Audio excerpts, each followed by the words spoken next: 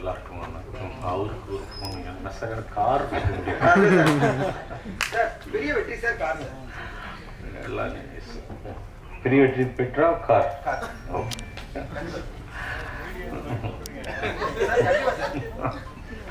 என்ன காருன்னு தெரிஞ்சா அப்படி சொல்ல மாட்டாங்க.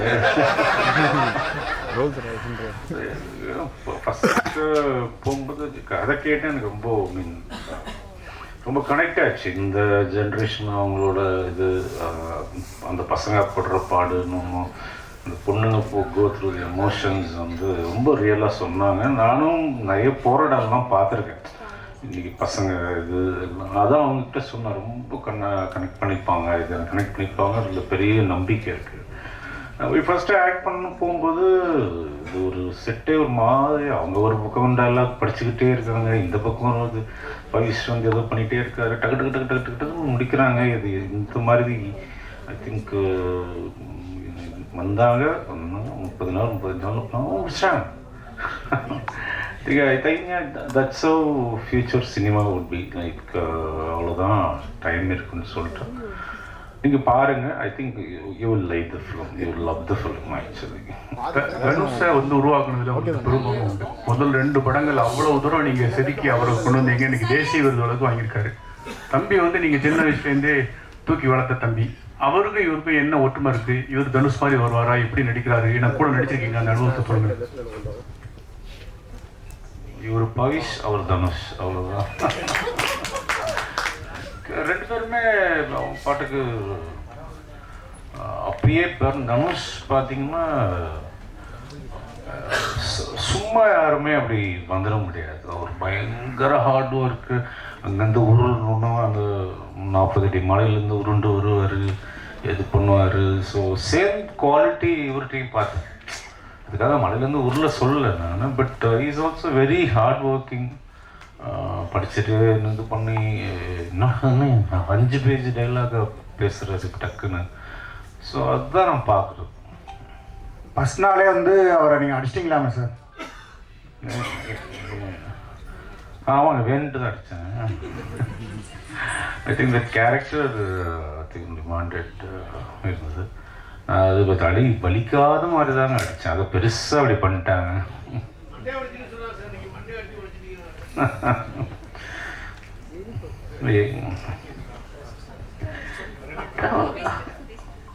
ஹலோ சார், இங்கே 20 years பிஃபோரே அப்சசிவான லவ் பற்றிலாம் நீங்கள் ஸ்டோரி பண்ணியிருக்கீங்க. இப்போ இந்த ஜென்சியோட லவ் உங்களுக்கு புரியுதா? அதை பற்றி கதை ஏதாவது எழுதணும் அப்படின்னு எழுதியிருக்கீங்களா? உங்கள் சைடில் இருந்து ஒரு லவ் படம் எப்போ நாங்கள் எதிர்பார்க்கலாம்? பண்ணியிருக்கோம்.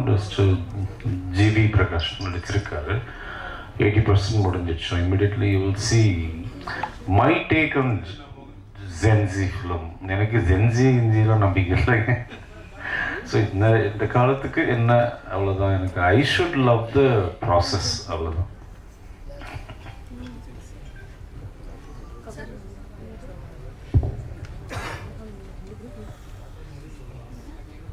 வந்துட்டேன் மேடம்.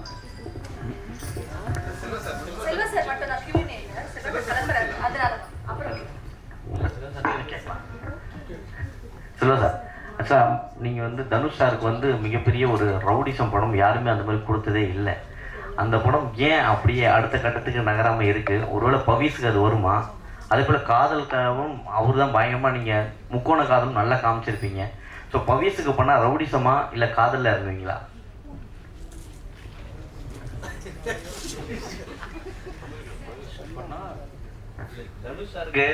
தனுஷ் சாருக்கு ரவுடிசம் படம் இப்போ யாருமே எடுக்கல இன்னும் அந்த அளவுக்கு.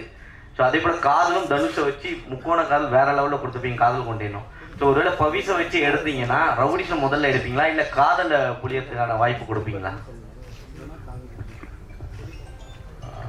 ரொம்ப ட்ரிக்கியான கொஸ்டினுங்க. அந்த டைமில் என்ன தோணுதோ எதுக்கு வேணுமா அடாப்ட் ஆவாருன்னு நினைக்கிறேன்.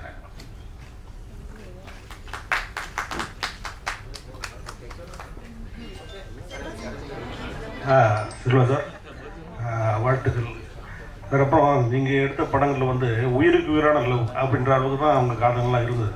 அப்போ எடுத்த காதல், நீங்கள் எடுத்த படங்களும் அப்போ பட்டு இந்த படம் ஆகட்டும், இதுக்கு முன்னே 2-3 படங்கள் வந்திருக்கு, எல்லாமே காதல் வந்து பண்ணுறாங்க. ஆனால் அதுக்கப்புறம் வந்து ஒருத்தர் பழி வாங்குற மாதிரி தான் காதல் போகுது. இப்போ உள்ள காதல் அப்படி மாறி போச்சா? காதல் இருக்கா இல்லையா? இந்த படத்துலையும் முதல்ல இவர் வந்து ரைடு கொடுக்குறாரு, வண்டியில் உட்கார வச்சு, பின்னால் பழி வாங்குற மாதிரி நீ அதெல்லாம் பண்ணு அப்படி சொல்கிற மாதிரி தான் ட்ரெய்லர் தெரியுது. இப்போ உள்ள காதல் இருக்கா இல்லையா அதை மட்டும் சொல்லுங்க. இனிமேல் உள்ள காதல் எப்படி இருக்கும்? அதுக்கு நான் ஃபஸ்ட்டு லவ் பண்ணணும். ஸோ தேடி ஒருத்தரை பிடிச்சி நான் லவ் பண்ணி பார்த்துட்டு தான் சொல்ல முடியும். லவ்ன்றது இட்ஸ் ஐ திங்க் பர்மனண்ட். நம்ம எதையுமே இல்லாமல் பண்ண முடியும். இப்போ வந்து ஒரு வேரியேஷனாக இது ஒன்று இருக்குது. இப்போ அதுவும் மாறும். அடுத்த ஜென்ரேஷன் வேறு மாதிரி வரும்.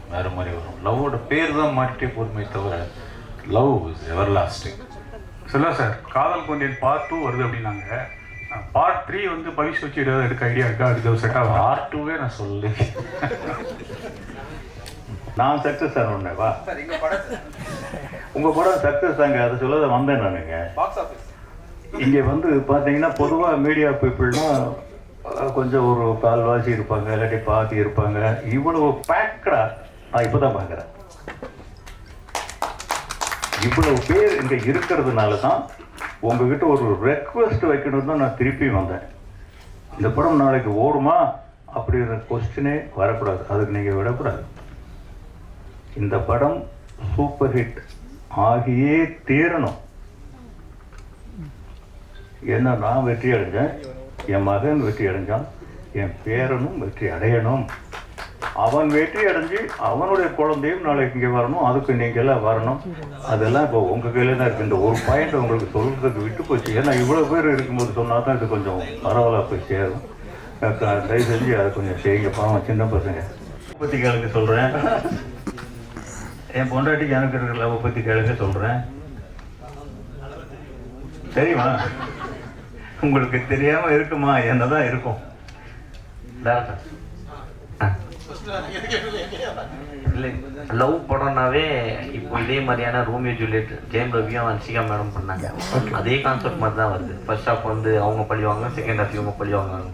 நீங்கள் என்ன புதுசாக காட்ட போறீங்க இதில் பழி வாங்குறத? இல்லை, இது ரோமியோ ஜூலியட் பேட்டர்ன் படம் கிடையாது. ரோமியோ ஜூலியட் படம், லவ் டுடே படம், யூத் படம் பார்த்த ஆடியன்ஸ்க்கான படம் தான். ஸோ இதில் நாங்கள் பேச வந்தது டோட்டலாக வேறு. ரோமியோ ஜூலியட் கதைக்கும் இதுக்கும் சம்மந்தமே இல்லை. நீங்கள் படம் பாருங்க, படம் பார்த்துட்டு சொல்லுங்கள். ரொம்ப பேட்டர்னே வேறு. அவருடைய அசோசியேட் தான் அது. அதனால் அந்த கதையை எடுக்க மாட்டார் நம்பிக்கையோட. ஆக்சுவலாக இது வந்து எக்கனாமிக்கல் எமோஷனாக தான் நம்ம அதில் பேசியிருக்கோம். இன்னைக்கு எக்கனாமிக்ஸ் எவ்வளோ முக்கியங்கிறது தான் பேசியிருக்கோம். ஸோ நீங்கள் இன்றைக்கி உங்கள் ஃபோனில் இங்கே இருக்கிற எத்தனை பேர் வந்து பேங்க்கில் போய் நீங்கள் அப்ளை பண்ணி கிரெடிட் கார்டு வாங்கினீங்கன்னு தெரியாது. எல்லாமே உங்கள் காதுக்கு வந்திருக்கும். உங்கள் ஃபோன் பண்ணி கார்டு வாங்கிக்கிங்க வந்திருக்கும். அந்த கார்டில் ஏதோ 1 மாதம் 2 மாதமோ நீங்கள் கட்டலைன்னா உங்களை சார்னு கூப்பிட்டு கார்டு கொடுத்தாங்க. உங்களை என்னென்னலாம் கேட்பாங்கன்றது யோசிச்சு பார்த்தேன். ஸோ அதை பற்றின கதை தான் இது. இதை நான் லவ்க்குள்ளே சொல்லியிருக்கேன். ஸோ நம்ம ஒரு கடன் வந்து எவ்வளோ சேஃபாக இருந்துக்கணுங்கிறது மட்டும்தான் இந்த கதையில் சொல்லியிருக்கோம். வேறு வழி இல்லை.